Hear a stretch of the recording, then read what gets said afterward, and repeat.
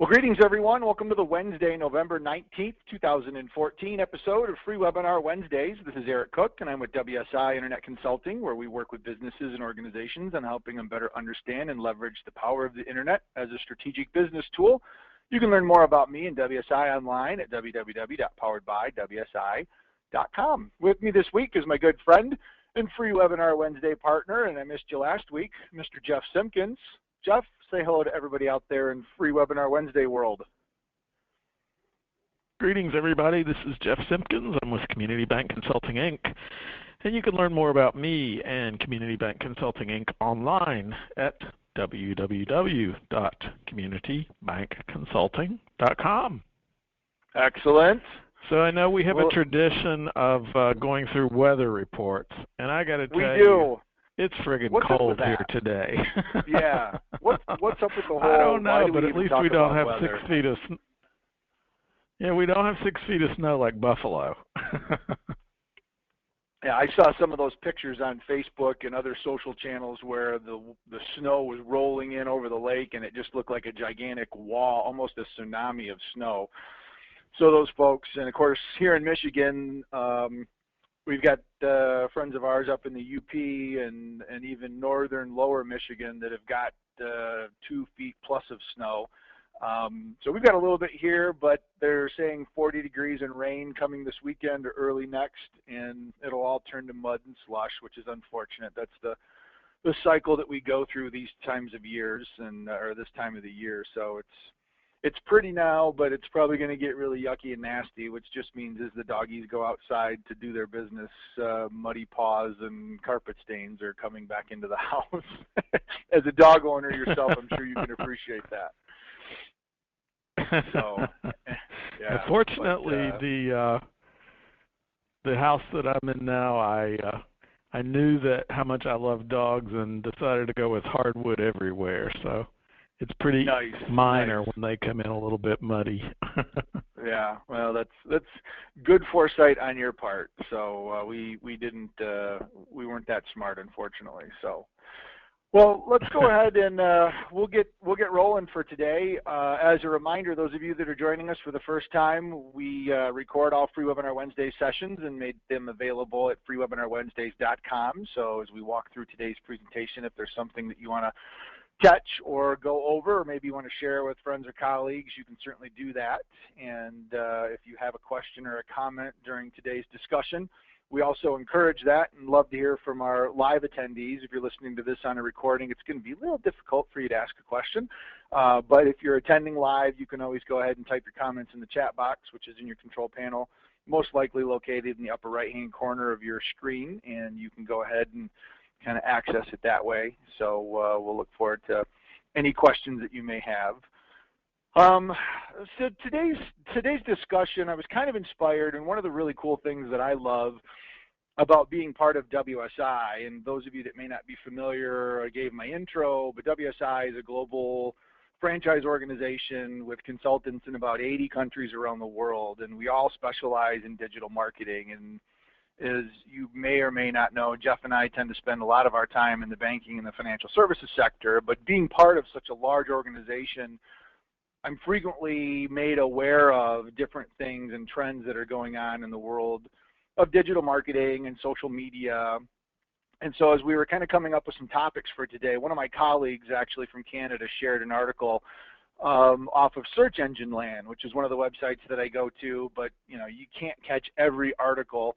And I was fortunate that she actually shared this one through our internal communications portal. And it talked about how Google is launching mobile-friendly labels on search results.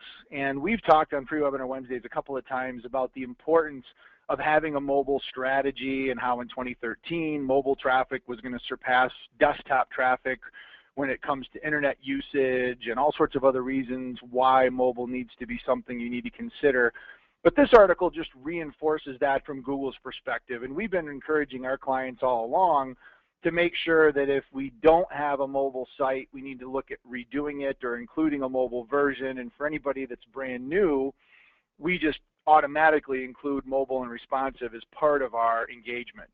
And so this article actually reinforces the fact that Google is even experimenting with what's known as an algorithm, a new ranking algorithm. So while people are using their mobile device and searching for products and services and businesses, if your website is recognized by Google as having a mobile-friendly version, that's going to give you an advantage when it comes to search optimization and other sorts of ways to be seen when people are doing searches on their mobile device. So this is an example of a screenshot that they've collected from what a mobile-friendly is going to show you. And as you're going and you're doing your searching, and imagine you're doing a search for a product or service and you get 5 or 6 results and you see 1 or 2 that are mobile-friendly, and you're on a mobile phone, whether it's your iPhone or your Android, imagine which one you're going to click on. And so you want your business to be recognized as a mobile-friendly version. Otherwise, people on a mobile device aren't even going to click on it. Even if you're ranking number 1 from an SEO perspective, they're not going to click on it because it's going to say that you're not mobile-friendly. So on this article, they've actually introduced and provided a link to a mobile-friendly tool. And I'm going to go ahead and I'm going to click on that. I'm going to open it up in a new tab. So when you go to their mobile-friendly tool, you can see that it goes to a Google site. And I'm just going to pick on one of our existing customers that we completed a website for here recently, a little community bank here in Michigan called Eaton Federal Savings Bank. www.eatonfed.com. Now when I go ahead and I click on that and I send it to analyze, you're going to get an opportunity to actually see that Google comes back with an awesome, which is pretty cool, but awesome, this page is mobile friendly. And it comes up and it gives you an example of what the page actually looks like, shows you the mobile version of that. And if you were to actually visit the website on a live, full-blown site, you can see a little bit of a delay here because of the webinar, but you can see when the page loads up, this is what the page looks like on a full size. This is what the page looks like on a mobile device. And as you drag and kind of reorientate, you can get an idea of the responsive nature of what web development technology now does for businesses. Responsive essentially gives you as a business the ability to enter content into one version. You don't have 2 separate versions of your website you have to worry about. You can, you know that that information is going to be available regardless of what platform you're on. You can see that the navigation menu at some point is going to change to a little drop-down menu. So it just gives you a much easier way of controlling content and making sure that it's visible. So these are the things that Google is paying attention to. And as businesses, we need to understand that because Google controls a majority of traffic that comes into our front door from an online perspective. And so if we're not being seen by Google, or Google is putting in information that says, sorry, you're not mobile friendly, that's going to limit the opportunities to bring people into your website as more and more customers are going online and using their mobile device. So the presentation that I'm going to share today is actually one that I did. I'm going to go ahead and fire it up here, and we're going to switch screens. But this is a presentation that I delivered for our first ever North American Digital Summit down in Boca this past September. So every year, WSI consultants from around the world gather for a global convention someplace here in the States.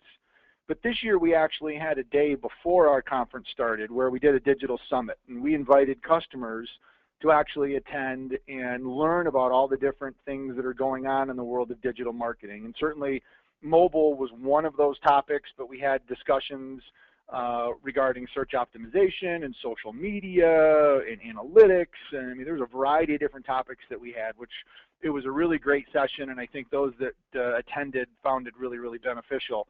But I presented the presentation related to just the mobile strategy. So I figured, given the fact that Google is now announcing it's paying more attention to mobile, it would be a good opportunity to share the whole, here's what we're going to do and here's why we need to be paying attention, and maybe some strategies. So we're going to just walk through the presentation that I delivered. And Jeff, certainly I'm going to pay attention to the presentation. If there are questions or comments that come in, I'll have you go ahead and monitor, because I know we normally both kind of tag team on that. So before we get started, just make sure everybody remembers we created a book last year on digital marketing, and it's available on Amazon. It's actually right now the #1 book in Amazon when you go online and search for digital marketing, and you can download the Kindle version for free, and you don't have to have a Kindle, but you can use the Kindle app on your mobile device or your tablet. So it's a great read, and I had the opportunity to write the chapter on mobile marketing, which is kind of one of the reasons why I was tapped and asked to do the session at our digital summit.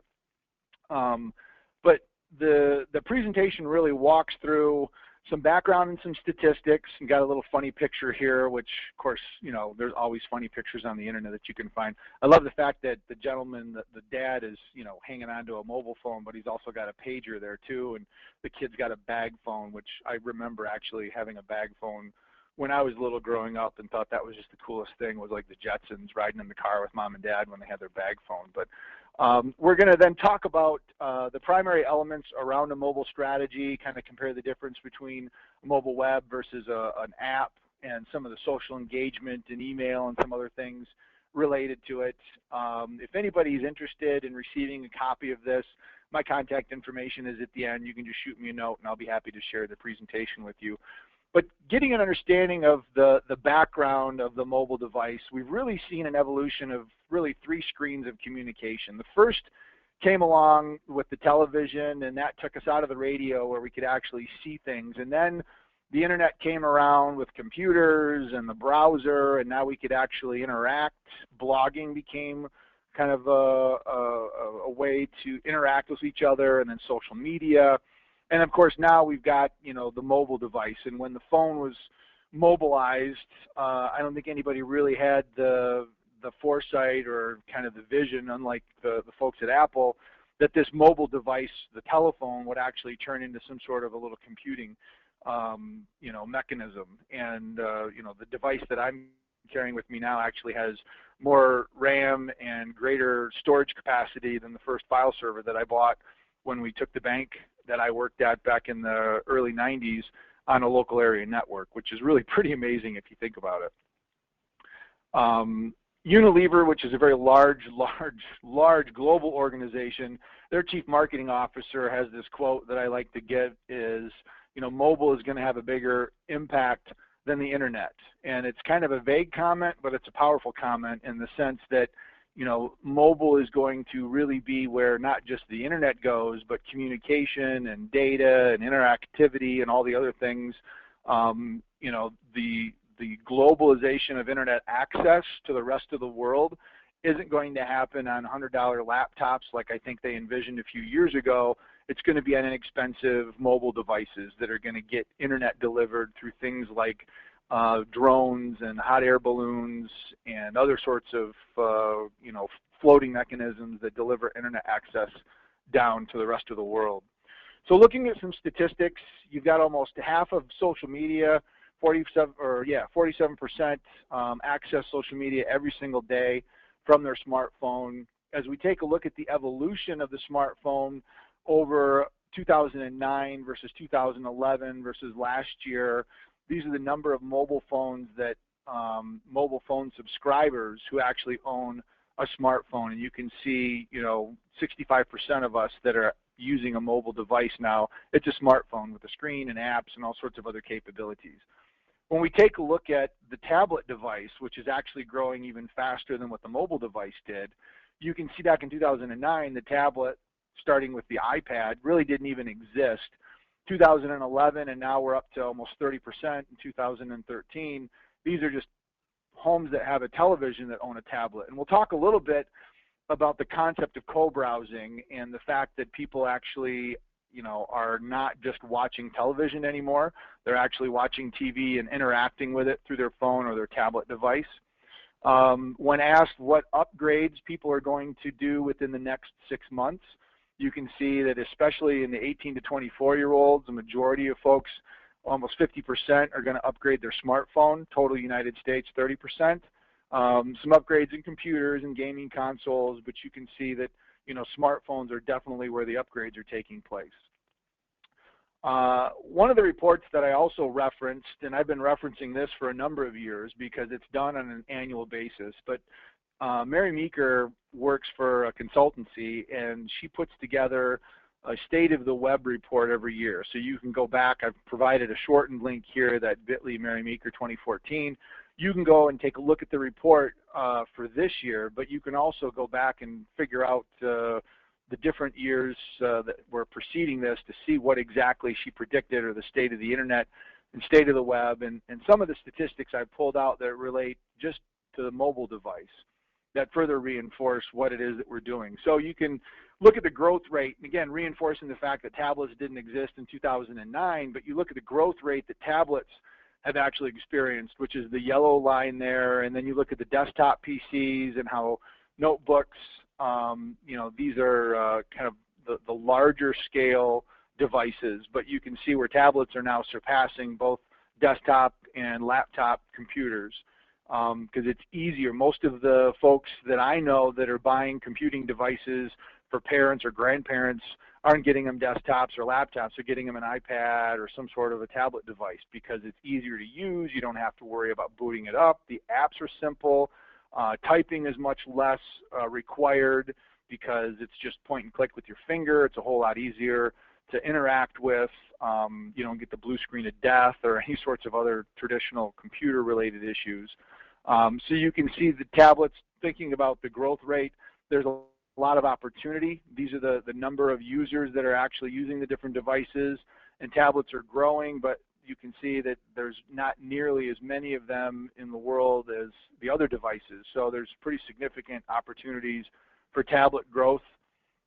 And when we take a look at these messaging applications, one of the other things that's interesting, as I was kind of doing my research for this, is the number of SMS text messages done through the telephone carriers or the cell phone carriers actually decreased for the first time this year, because a majority of the folks that use SMS text messaging, which are the younger generation, now that I'm, you know, mid-40s, I say younger generation, and that's really anybody under 30.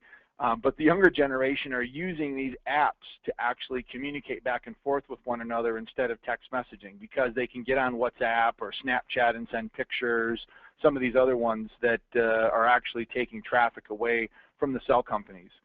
And another trend that we're seeing is the kind of the movement away from the high broadcast, hey, I'm going to post an update on Facebook and send it out to everybody that I'm friends with, down into these apps like the WhatsApp and the Snapchats and the Instagrams, because they can have a more direct conversation, more frequent interaction, but they're restricting the message as to where it actually goes. And so that's another thing as we think about it from a business perspective and we want to interact and engage. I know a lot of businesses that are probably listening to this webinar have spent time developing a Facebook page and trying to grow their fan base, which I still think is very important. But don't lose sight of the fact that some of your demographic, if you're particularly interested in engaging with the up-and-coming millennials, need to be able to have another way for them to interact with you that might involve some of these messaging applications. The other thing that the mobile device has done is it's given companies the ability to really reinvent the way that they are delivering products and services. There's new ways of doing things and new companies that are being created as a result of having the power of this computer in the palm of your hand. And if we think about, you know, hailing a cab the old-fashioned way, you stood on the corner, or maybe you called the cab service and they sent somebody over to you. But now, because of the mobile device and GPS proximity and online data connectivity, you've got services like Uber and some of the others that wouldn't have had an opportunity to exist 2 or 3 years ago because the technology simply wouldn't have supported that. And this is somewhat of a disruptive technology to the cab industry, because that's more of a, that's the way it's always been done. We've got unions that have been created. There's an infrastructure around it. There's taxation that's been developed.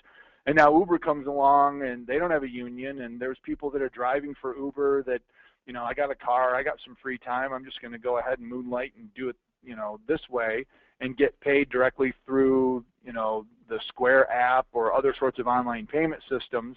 So there's several areas of disruption that the mobile device has facilitated as a result of being able to connect and do a service like Uber.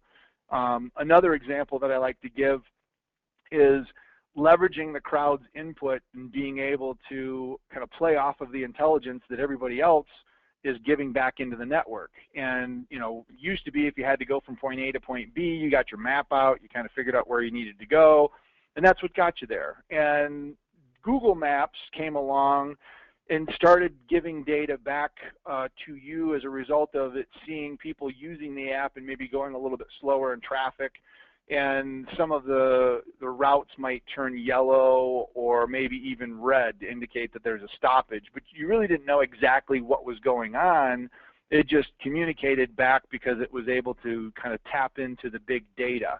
And as businesses, we all have access to big data on our customers, and our customers also can potentially be educators or influencers on other customers because they're the experts of our products and our service. And so when we think about that from driving and traffic and looking at how the crowd can make that activity more pleasurable or more productive, you look at an app like Waze, for example, and I don't know if you've used Waze before, but Waze actually was acquired by Google. Doesn't surprise me. But what Waze does, and I'll preface this by saying if you use Waze, you really need to make sure that you're not playing with your phone while you're driving in traffic, because it gives you the opportunity to submit feedback and do some things to interact with the actual application. But if you're sitting in traffic and you see that there's an accident or you know, something else going on, or maybe there's somebody that's stranded alongside the road, whatever the case may be, you now not only have the ability for Waze to see that you're slowing down, but you can communicate and send information back into the network so that people that are driving by not only see that there's a slowdown in traffic, but they understand exactly what's there. And then it takes it one step further, whereas if it sees that there's a blockage in your route and you're supposed to go from point A to B, it will give you intelligent recommendations in ways that you can circumvent that obstruction and make your travel a little bit more efficient. And that's all because the crowd who's participating in it can share that information and bring it back to you as a helpful resource. So I mentioned in this slide, imagine if you could empower your customers. Maybe you've got some customers that have experience and success with your product or your service. Wouldn't it be nice to be able to empower them to help educate others? And whether you gamify it like this and everybody gets points for contributing into the network and there's some sort of an award or reward that you could get, or you just give people the opportunity to provide feedback and help others learn from those that have already done it. In the banking space, you know, you think of people that have, you know, gone through the mortgage application process or developed a budget, or, you know, some other service, maybe a business that's used the remote deposit capture feature and started depositing their checks directly from their office. Having them tell the story, it's almost like a testimonial being delivered you know, directly to your other customers and helping your customers communicate. But the mobile device is making it possible for some of these services to even exist. I mentioned earlier the fact that we really have kind of lost the art of just vegging out and watching TV in a lot of instances. And these are a couple of graphs that I found that talk about the multitasking that goes on according to Nielsen. The blue is the tablet and the green is the smartphone. And there's really one activity of all activities where the smartphone really has more utilization while somebody is watching television than the tablet device. You can see surfing the web, by far it's more appropriate to do it on a tablet, although almost 50% of people do it on their mobile device. When you take a look at shopping, checking sport scores, kind of a pretty close comparison there. But when we get to the middle one there, when we talk about email or texting friends about the programs, I still think from an input perspective, and maybe correct me if I'm wrong or if you've got thoughts to the contrary, but from an input perspective, it's still easier to go ahead and enter text on a handheld mobile device. Typing on a tablet still is a little bit cumbersome. Most people are accustomed to typing. That you're probably not going to sit down and write a book, but if you're texting or checking email, it's pretty easy to go through. And you know, maybe in email you're not necessarily reading everything, but you're using your thumb to kind of flip away the ones that you don't want to read.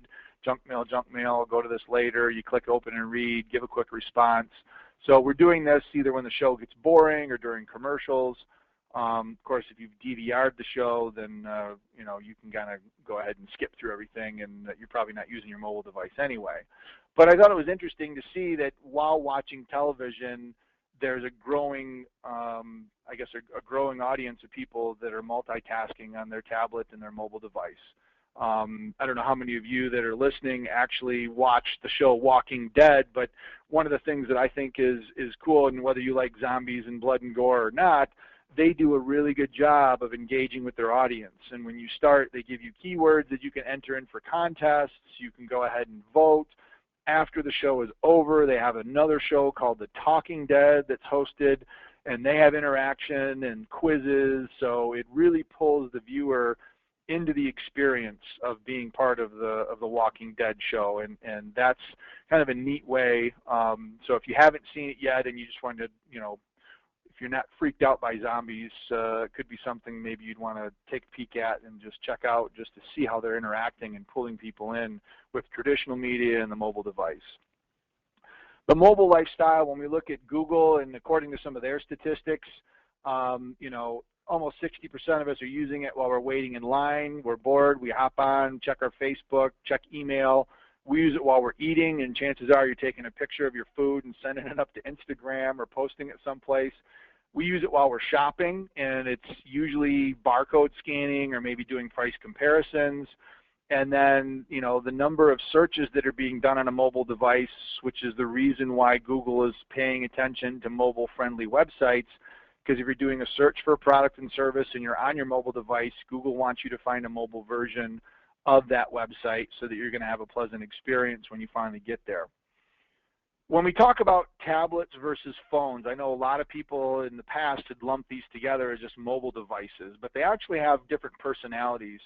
A mobile phone or a smartphone is going to be much more location-based, more of those, even though you can get a tablet with 3G connectivity or 4G, most of your mobile devices on your smartphones are going to be connected to a cellular network. They're going to have GPS capability, so they're typically the ones that people are using while out and about.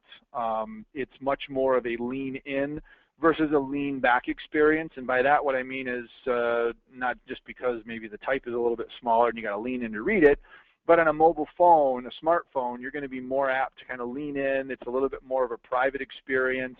You're looking for something quick. You're out and about. It's not something that you're going to be spending a tremendous amount of time on. Whereas a tablet is much more of a lean back. You get in your easy chair, you kick your feet up, and you browse some websites, or maybe you hop over on the Flipboard, or read some articles, or open up your Kindle app. And so it's much more of a relaxed environment. And what we're starting to see now is not just having a mobile version and a desktop version, but actually having 3 different versions of a website, where the desktop is more transactional in nature, the tablet provides more of the content because you're going to be more apt to sit back and read and digest information, and the mobile phone is much more quick, simple. You want directions, give me a Google map to the nearest location, how do I call them for questions, those sorts of things. So we tend to share our tablets more so than our mobile phones, and the mobile phone usually is with us all the time, whereas the tablet may just kind of sit at your nightstand or it stays in your computer bag, but the mobile phone is going to be with us pretty much 24/7. When we think about the whole concept of mobile marketing, over 90% of adults have their phones within reach.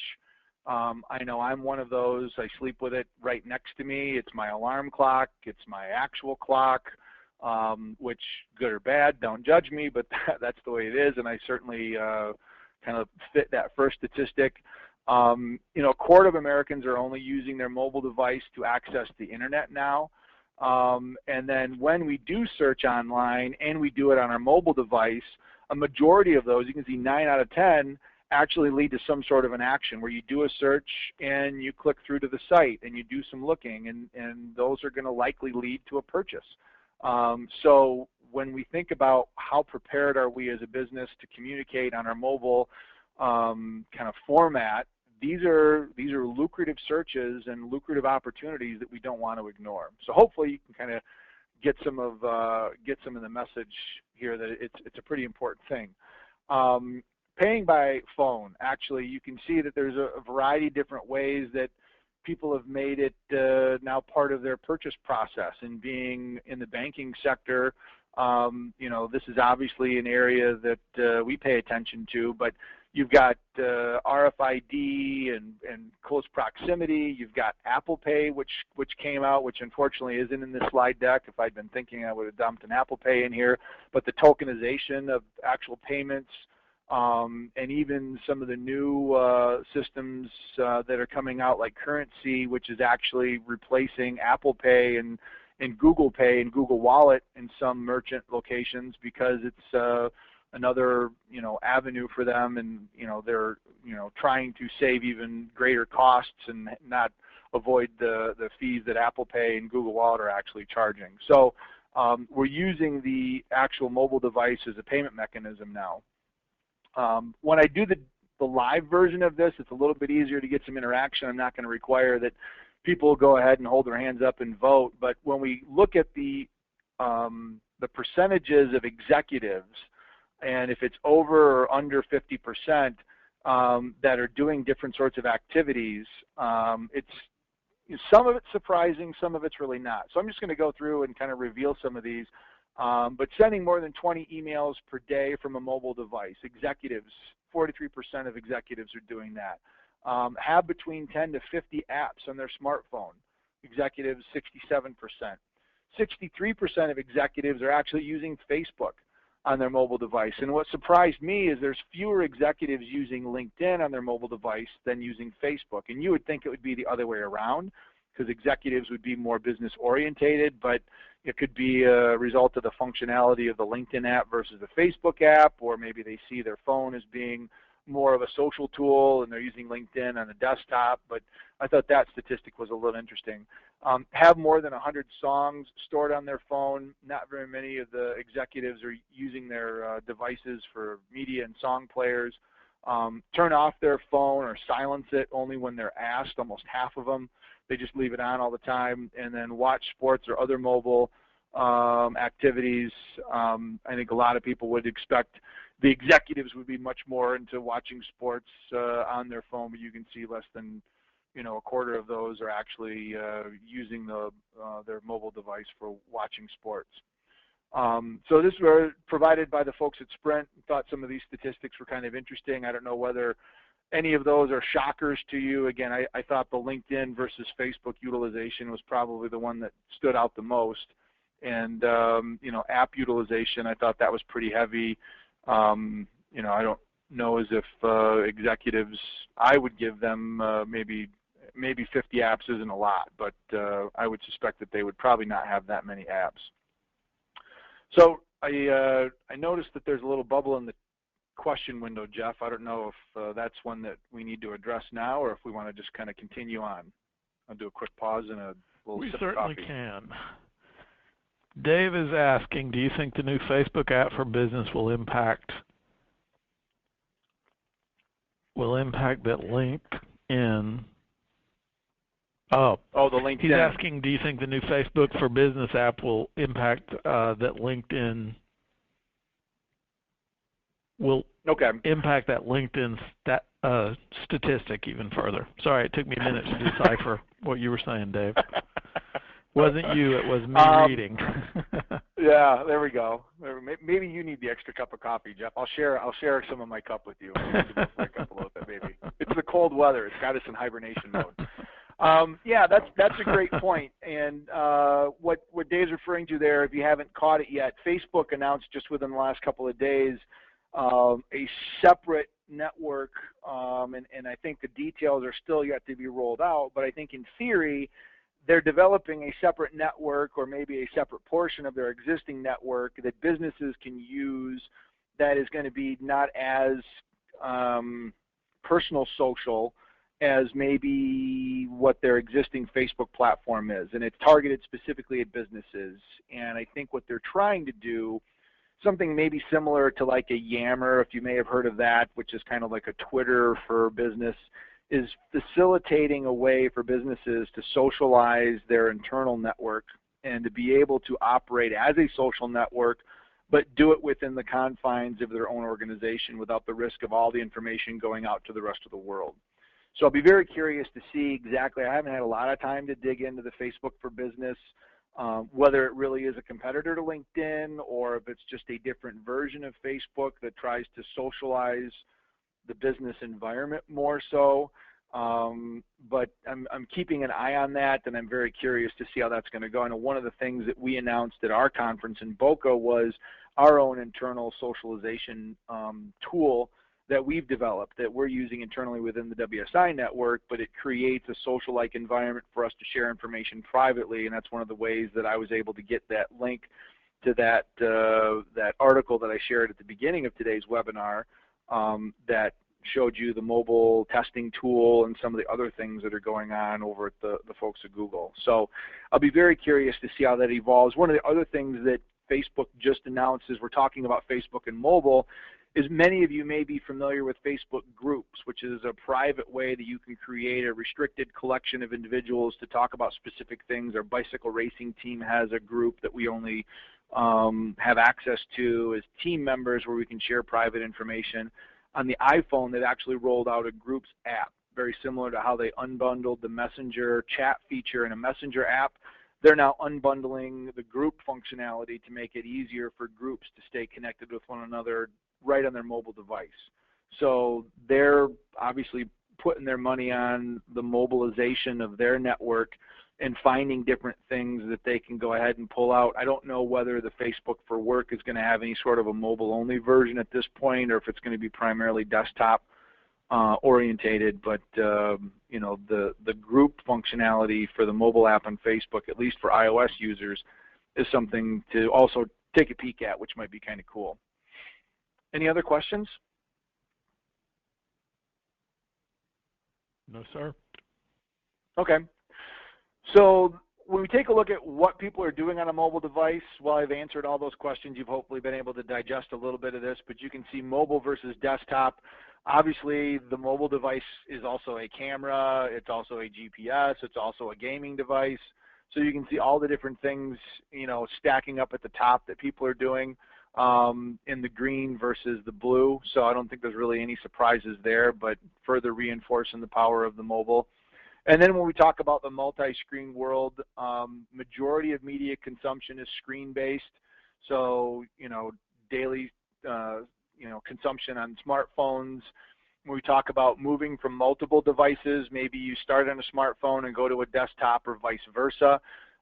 It's not an all or nothing scenario, so I don't want to give anybody the impression that you only have to embrace the mobile. That's one of the challenges that we work with businesses and our customers on is, you know, where does it end? Okay, I've got a desktop version, I've got a mobile version, now I've got to have an app, now I've got to think about tablet, now I've got to think about mobile search.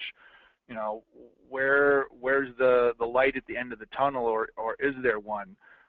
Talking about television commanding our attention doesn't get the full attention anymore. We saw some statistics already with regards to that. And then talking about shopping, I think earlier there was that 9 out of 10 mobile searches result in some sort of an action. Doesn't necessarily mean you're going to take action and buy right on your device. But I know personally a lot of times I'll do a search, I'll find something that'll be of interest to me, and then I'll grab that link and I'll send it to myself in email, so when I get back to my computer, I can dig in and do a little bit more research on it, and I've got the actual information right there on my laptop, as opposed to doing it all right on my phone. So the multi-screen activity. So let's talk about the website. And I've showed you the example of kind of a responsive website. I don't think it's really any surprise. You know, these statistics are back from 2012, so my suspicion is the percentages are even greater now, but you know, you're providing better service, you're providing better awareness for your organization, particularly because Google's going to start, you know, calling you out if you're not a mobile-friendly website, and people are going to know that before they even click and go there.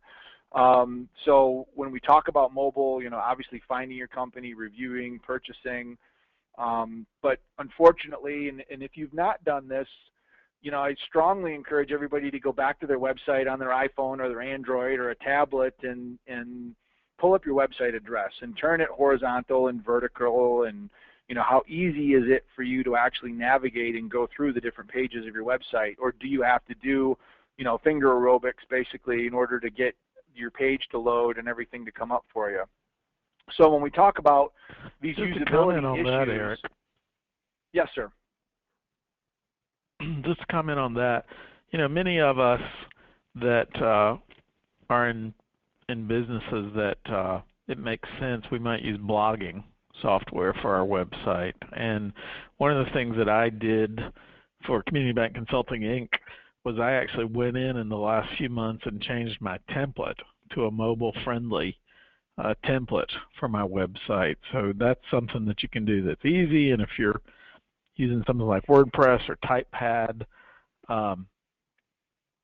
there's little or no cost involved with it, and it really is slick the way those mobile-friendly templates work. Cool. Yeah, that's a good point. Speaking of which, we probably should take a peek at the free Webinar Wednesdays template and maybe get that one migrated as well. So that's a good to do. We need to make sure we're eating our own dog food, or as I heard one person say, drinking my own champagne or drinking our own champagne. So not that there's anything wrong with dog. I like that one better. We're dog people though, so that's okay. So, but you certainly have got some usability issues when it comes to smaller devices, and so we want to try to address all of these and compare that. And most of the time when a website is responsive in nature, whether it's one of the templates that Jeff's talking about or it's a responsive design that is actually built from scratch, most of those actually start with how a website is going to look on a mobile first. And then if it finds out that it's being loaded on a version that's bigger than a mobile, like a desktop or even a tablet, then it expands and it gets bigger. I think a lot of the folks that we talk to think that the website shrinks down to support mobile, and in fact it goes the other direction where the website gets bigger to support bigger screens, because it starts at the very smallest option first and then goes up from there. When we take a look at the value of a click, the value of somebody clicking on a link on a desktop is $3.26 on average. But when we take a look, and this is out of an email report, when we take a look at somebody that's actually clicking on a mobile, it's almost twice as much. And you can kind of debate as to why that's the case, but the mobile person that's clicking is going to either be the one that supports the 9 out of 10 are going to lead to some other sort of an action. There might be buying behavior. If they're clicking on it and they're willing to engage on a mobile device, it means they're more interested in making a purchase or getting more information. So when we compare those, because we also get questions about, well, what's the difference between a mobile app and a mobile website? Why should I, we've got an app already, and I sometimes will get that question from the banks that we work with, where, our data center just gave us a mobile banking app, so why do we need to worry about our website? The apps themselves typically are good if you're doing some sort of a specific function, or it's tying into a network, like with a bank, for example, where you're providing access to online activity, or you need something to be available offline, like a game, for example. But you don't get any sort of search benefits. There's no SEO advantages. You have to, when there's a change to the app, you have to re-upload it. The nice part about having a mobile website is it can dynamically change. As soon as you post a new blog entry, it's instantly available. People don't have to download a brand new version of an update of the app in order to be able to see it.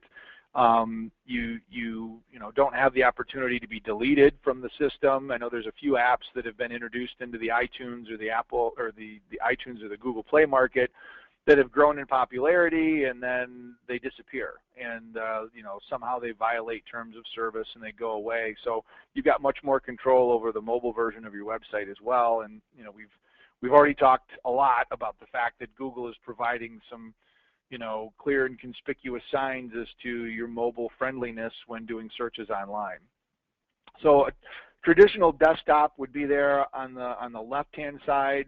Some maybe would say, well, that loads okay. You can see everything, but you've got to pinch and zoom and do all the finger aerobics that we talked about earlier. Or you take a look at, how that loads actually in a mobile environment, where now you've got the navigation, you've got the 3 lines there, which is commonly referred to as the hamburger icon.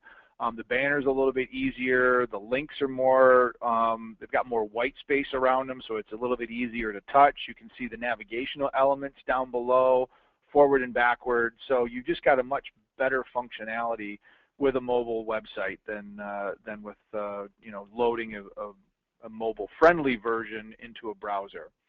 And we've talked a little bit already. I kind of showed you that example. Yes.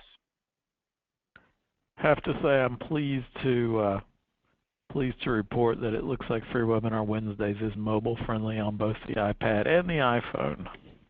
Hey, look at that. We were smarter than we thought. Maybe we just picked a good template out of the gate. And that was 5.5 years ago. we were It was. visionaries. Yeah. So, I'm so trying to think what website. phone I had 5.5 years ago. It was probably one of those Yeah. Samsung things that I hated. Yeah. Well, as just a little tangent, I spent some time cleaning out my technology closet this past weekend and actually found one of my old Palm Pilots from days gone by and took a picture and actually sent it to a buddy of mine, and he showed it to his son, and his son says, "Yeah, he really likes this. My son's into fossils." Which back in the day, a Palm I don't Pilot was even want cutting to. edge, man. Yeah, I don't even want to think about how much money I spent for my first Palm Pilot. Yeah, I threw away a lot of stuff that I spent a lot of money on, and it was hard letting go. I kept a few things just for nostalgia purposes, but yeah, sometimes you need to do that technology purge, and so it was difficult, but I got through it. So, well, one of the questions we also get a lot from clients is, okay, yeah, but do we have a lot of people actually coming to our site? Do we need to worry about it quite yet? Because maybe we don't think that we're getting a lot of visitors from mobile devices at this point. So if you're actually using Google Analytics, and hopefully you are, you can go into your Google Analytics and you can go into the Audience tab and you can go to mobile and actually click on that and go to the overview. And this gives you the ability to pull up your information. And I like to click on the pie chart, which is, underneath kind of over by the advanced search area, because it gives me a nice visual and it separates it out, and you can see the desktop in blue, the mobile in green, and then you've got tablet there in the orange. And with this client, when we did our analysis, we had 25% of their traffic was actually coming from a mobile device that wasn't desktop, it wasn't mouse driven, it was a mobile platform that people are navigating and using with their fingers, and it's out and about. And so that certainly reinforced the fact that this is something that we needed to take a peek at. So if you've got Google Analytics installed or some other analytics program and you're not using a mobile-friendly version, first off, send it through that actual tester link to see how it comes up. You'll basically reinforce the fact that Google's going to ding you and say, nope, sorry, this isn't mobile-friendly. And then secondly, you can go in and take a look at your traffic and see just what volume of traffic is coming to your site that is probably experiencing something a little bit on the frustrating side.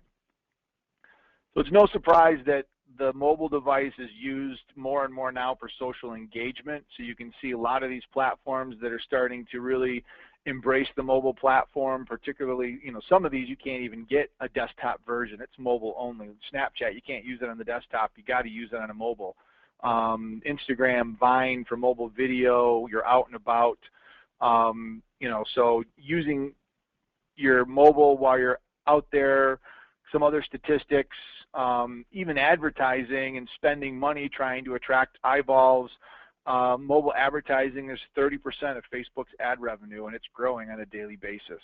So these are all factors to consider as you're consuming information. And this is kind of some of the apps that I use and I'll just go ahead and kind of click through because I know we're getting close to the top of the hour.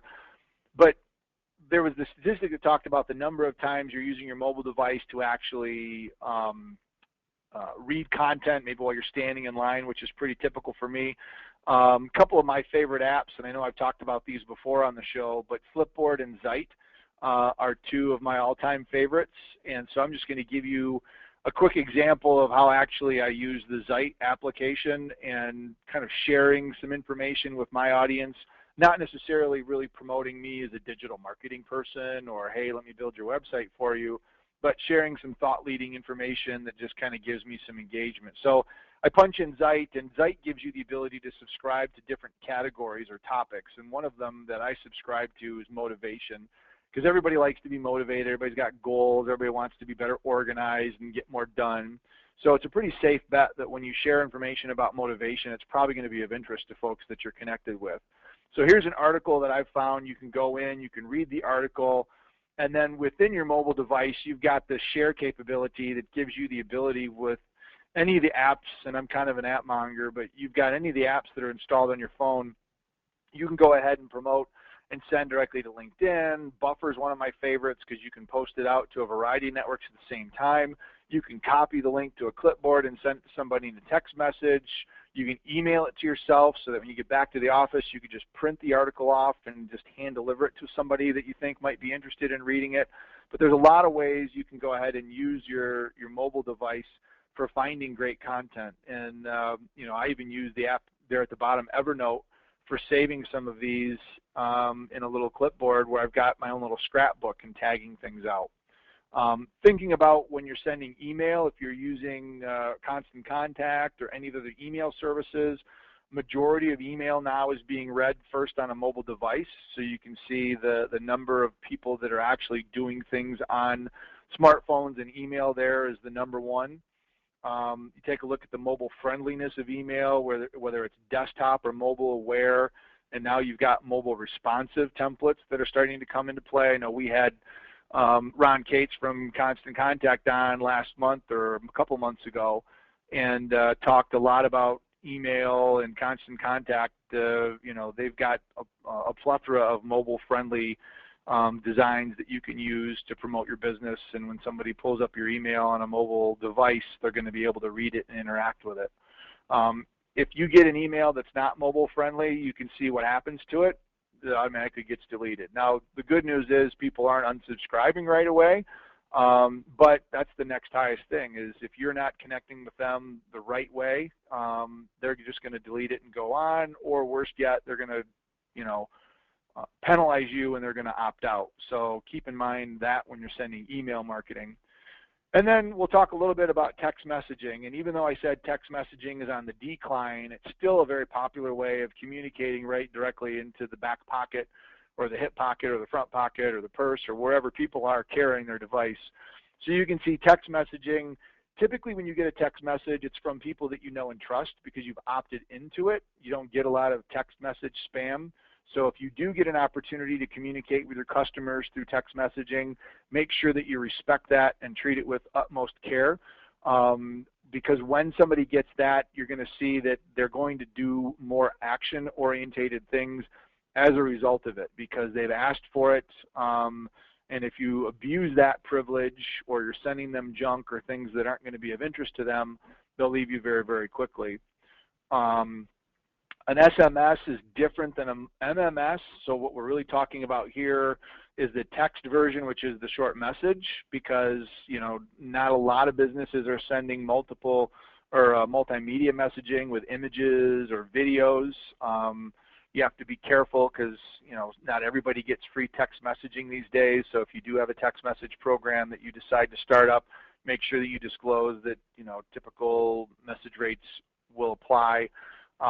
When you're messaging, and some of us maybe have done this, either you voted on an American Idol or maybe you subscribed yourself, but you get a short code, which is basically probably the 6-digit number that you're going to use instead of the phone number, and then the keyword that you're going to use to actually opt into the program. And those keywords are kind of unique to you and unique to the provider that you're using. So when we send a message, a majority of them are read compared to email because you've asked specifically for text messages. I know every time I get a text message, I read it. I don't read it right away, but I do certainly read it a lot faster than an email. So you can see here, statistically, we're reading emails in a couple of days, but when you get a text message, it's usually within 4 or 5 minutes that you pull that up and you take a peek at it. So there's a lot of instantaneous engagement opportunities there when you look at text messaging. So different ways that you can actually engage through your mobile device. You know, you've got voting capabilities, scheduling of reminders, coupons, other sorts of cool ways that you can do that. So just some other ways to interact. And then I'm going to kind of skip through some of the QR codes, and there's a GPS example that I want to give. But basically a QR code just is a digital picture that gives you the ability to go ahead and do some engagement where you're pulling somebody from an offline into an online environment. Just don't put it on a billboard alongside the interstate, which is going to be a little bit difficult for people to use, which I've unfortunately seen. And certainly make sure that if you're using a QR code, make sure that you're bringing somebody back to a mobile page. So that QR code that I shared there just goes back to a sample community bank mortgage loan rates page. So that could be a QR code you could stick on the back of a mortgage brochure, and the bank could have their rates changing on a daily basis. You don't have to print the information out. It's available online, and it can change. So some creative ways that you can use QR codes. And now there are people that are kind of prophesizing the death of the QR code with all the other things that are coming around now, you know, especially with NFC and Bluetooth and these iBeacon capabilities where phones are intelligent and recognize where you're at. But, you know, there are some success stories out there where people are using the QR code to pull people in. And then lastly, the GPS capabilities of a mobile device, because it knows where you're at and it understands your location. You can get offers and other sorts of you know, promotions delivered to you, or alerts to special events or new products and services when you're nearby. I use an app called Foursquare, and they recently unbundled their check-in into their Swarm app there with the little bumblebee. But when I'm at a location that participates in Foursquare, I'll typically get an alert from Foursquare that will say, hey, if you check in here, maybe there's an opportunity to get maybe a coupon or a discount. And we actually experienced that a couple years ago. This is the old version of Foursquare, but we were actually in San Diego preparing to go on a cruise with some friends, and we went to this place called the Broken Yoke Cafe, and I got an offer from American Express through Foursquare to save money if I use my American Express card. And I normally use Visa, but this offer actually got me to change my purchase behavior. And so the challenge that I often will present to banks is they have their own card. Maybe they're offering a debit card program, or maybe, you know, if you've got somebody that's down the road that's a competitor and you can recognize that they're close by, offer them a coupon to entice them to come into your place of business instead of shopping at a competitor. Using these because they're only, I mean, they're available when people are out and about and have an opportunity to actually interact and engage with you. So that kind of concludes the session. I know that I kind of blew through a few of the screens there at the end, but in summary, people love their mobile device and they sleep with them. They're next to them all the time. You got to make sure that you're engaging with the right type of content and understand, you know, your statistics, how often people are coming to you on a mobile versus a desktop. Your analytics can help you determine whether it's time to do that or not. If you're losing an opportunity, and think about email and maybe even text messaging as an opportunity to engage and interact with folks. So with that, just a reminder, our book is available, and yes, you can download it on your Kindle and you can read it on your mobile device. And I think with that, we are like right at the top of the hour. So Jeff, do we have any closing thoughts or questions from folks in the audience? Well, your timing was perfect, and it looks like all of the questions have been answered. Cool. Good deal. Well, again, if you are interested in getting a copy of today's presentation, feel free to go ahead and drop me an email. Just put Free Webinar Wednesdays in the subject, and I'll go ahead and I'll get this sent over to you, and we'll obviously make sure that we get today's presentation, the recording downloaded and everything put out to freewebinarwednesdays.com. So I think the last thing, Jeff, you and I wanted to cover is with Thanksgiving coming next week here in the States. We are actually going to be U.S. Thanksgiving. Yes, we are going to be doing a Free Webinar Wednesdays hiatus, and we will not have a show next Wednesday, as Jeff and I are going to kind of take off a little bit early and enjoy a little bit of the Thanksgiving festivities. So we will not be with you next Wednesday. I'm going to be at Fresh Market picking up turkey and ham about the time Free Webinar is scheduled for next week. Excellent. Good deal. So I don't know if I'll be doing that, but I'm sure I'll be doing something. But wanted to make sure everybody knew we will not have a show next week. Those of you here in the States, we wish you a very happy Thanksgiving, and like Jeff and myself, I'm sure that there's a lot of stuff that you also have to be thankful for, and take some time to reflect and enjoy the holiday season and friends and family and everything else that goes with it. So with that, I think we'll go ahead and put a bow on this one, and we will close for the last show in November. We'll be back with you in December of 2014 to ring in the final month of the year. And until then, have a great week, and we will see everybody out to freewebinarwednesdays.com. Take care, everybody. Bye-bye.